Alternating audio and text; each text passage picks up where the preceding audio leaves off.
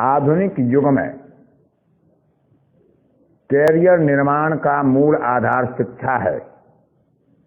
शिक्षा ही व्यक्ति के कैरियर की दिशा तय करती है और एक जातक जिस विषय की शिक्षा ग्रहण करता है सामान्यतया उसका कैरियर भी उसी क्षेत्र से संबंधित होता है। कभी कभी ऐसा भी देखा गया है कि जातक जिस विषय की शिक्षा ग्रहण करता है उससे हटकर दूसरे क्षेत्र में वह अपना कैरियर स्थापित करता है। फिर भी विषय का चयन एक बहुत बड़ी समस्या है।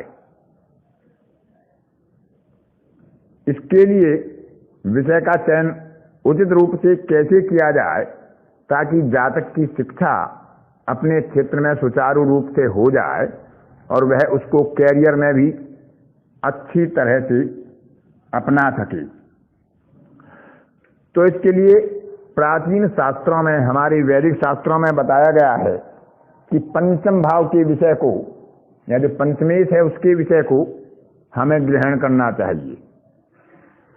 यदि पंचमेश का संबंध लगन से या लग्नेश से हो, चंद्रमा से या सूर्य से हो, तो जातक की रुचि पंचमेश के विषय में होती है। यदि पंचमेश का संबंध तृतीय, छठे, 10वें या 11वें भाव से या उनके भावेशों से हो जाता है तो जातक का कैरियर अपनी शिक्षा प्राप्त विषय से संबंधित ही होता है। यदि पंचमेश अष्टम या द्वादश भाव में स्थित होता है तो जातक जन्म स्थान से दूर अथवा विदेश में जाकर शिक्षा प्राप्त करता है। यदि पंचमेश का संबंध अष्टम भाव या अष्टमेश से होता है तो जातक की प्रवृत्ति शोध कार्य में होती है। ऐसा जातक इतिहास, प्राचीन भाषाएं, गूढ़ विद्याएं, ज्योतिष, विदेशी भाषा इत्यादि का अध्ययन करता है। लेकिन कस्पल एस्ट्रोलॉजी में कृष्णमूर्ति पद्धति के अनुसार चतुर्थ भाव को विद्या का प्रमुख भाव माना गया है। तो हमें देखना चाहिए कि चतुर्थ भाव का जो सब लॉर्ड है उसको हम देखते हैं कि द्वितीय, चतुर्थ, नवम और एकादश, चार भावों को जो हम शिक्षा में और शिक्षा के सहयोगी भावों के रूप में लेते हैं। तो जो चतुर्थ भाव का सब लॉर्ड बनता है उसका हमें देखना चाहिए कि किसी जातक की कुंडली में हम देख रहे हैं तो चतुर्थ के सब लॉर्ड का जो स्टार लॉर्ड है या वह स्वयं द्वितीय, चतुर्थ या नवम या एकादश से संबंध बनाता हो, नक्षत्र स्तर पर यानी स्टार के स्तर पर या सब लॉर्ड के स्तर पर या सब स्तर पर।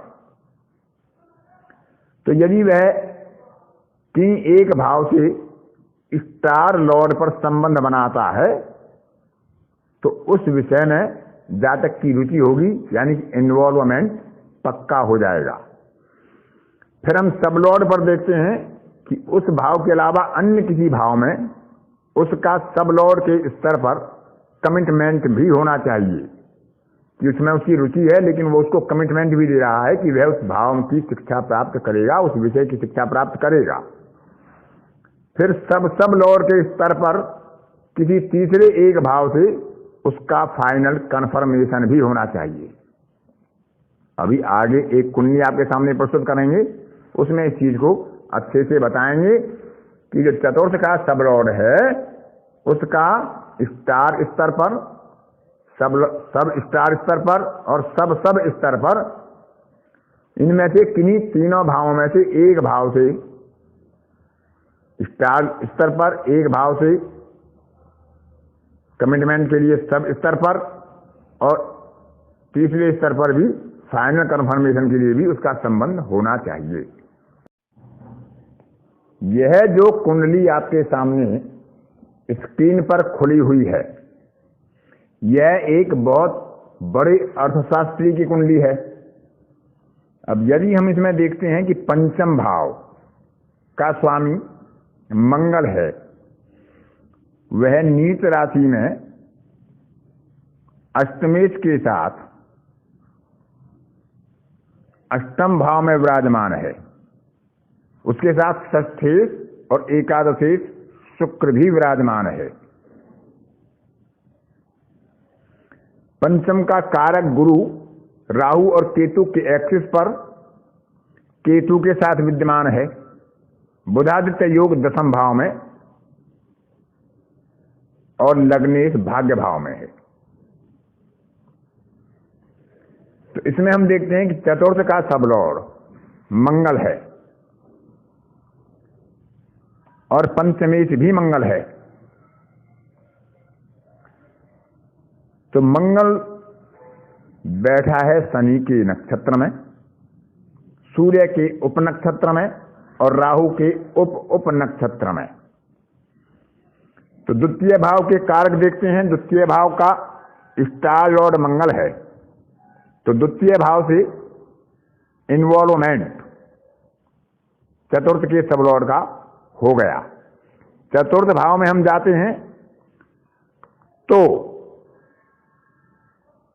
आपके सब लॉर्ड चतुर्थ भाव के बनते हैं स्वयं मंगल, और सब लॉर्ड भी मंगल बनते हैं। तो चतुर्थ भाव से कमिटमेंट भी हो गया। अब उस भाव की प्राप्ति हो पाएगी, शिक्षा हो पाएगी। उसको देखें तो 11वें भाव में मंगल सब लॉर्ड बन रहा है, तो 11वें भाव से फाइनल कंफर्मेशन भी हो गया। अब रह गया उच्च शिक्षा का 9वां भाव। 9वां भाव का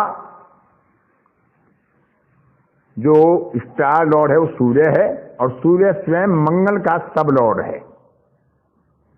तो चारों भावों से इनका इन्वॉल्वमेंट, कमिटमेंट और फाइनल कन्फर्मेशन और उच्च शिक्षा के संकेत दिखाई दे रहे हैं। अब सवाल उठता है कि शिक्षा इनकी उच्च शिक्षा हो जाएगी, उसका लाभ भी होगा, उससे ये अपना कैरियर भी स्थापित करेंगे, लेकिन विषय कैसे चुनेंगे? तो जो इनका चतुर्थ का सब लॉर्ड है उसका स्टार लॉर्ड या सब लॉर्ड का विषय हम चुन सकते हैं, अथवा उसकी राशि, जिस राशि में वह बैठा है उसका नक्षत्रपति, अथवा उसके साथ बैठने वाली ग्रहों के नक्षत्रपति जो बनते हैं उनके विषय उनके लिए रुचि के अनुसार उपयुक्त हो सकते हैं, कैरियर निर्माण में भी सहायक हो सकते हैं। तो हमने देखा कि मंगल बैठा है चंद्रमा की राशि में, चंद्रमा और शुक्र के साथ।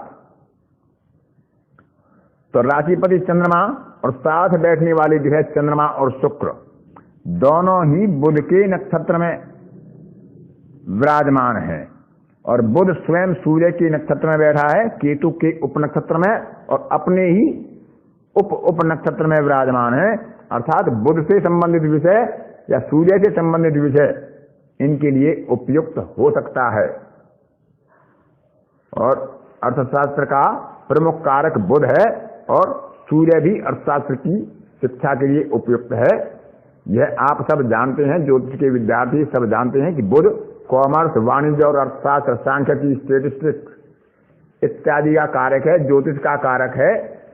तो इन जातक ने बुध के विषय अर्थशास्त्र में अच्छी उच्च शिक्षा ग्रहण की और प्रमुख अर्थशास्त्री के रूप में विख्यात हुए।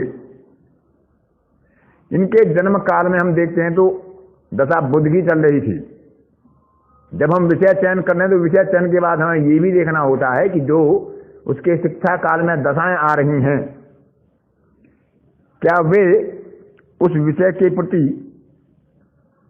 उचित हैं, उससे संबंधित हैं जिनमें वह शिक्षा प्राप्त करे। तो इनकी 14 वर्ष तक यानी 13 वर्ष 10 मास 13 दिन की बुध की महादशा रहती है जन्म से। तो बुध स्वयं वाणिज्य का कारक है, अर्थशास्त्र का कारक है। और उसके बाद इनकी दशा चलती है 7 वर्ष केतु की। बुध के बाद केतु की दशा आती है। केतु अपने नक्षत्रपति का या अपने राशिपति का फल देता है, या अपने साथ बैठने वाले ग्रह का फल देता है।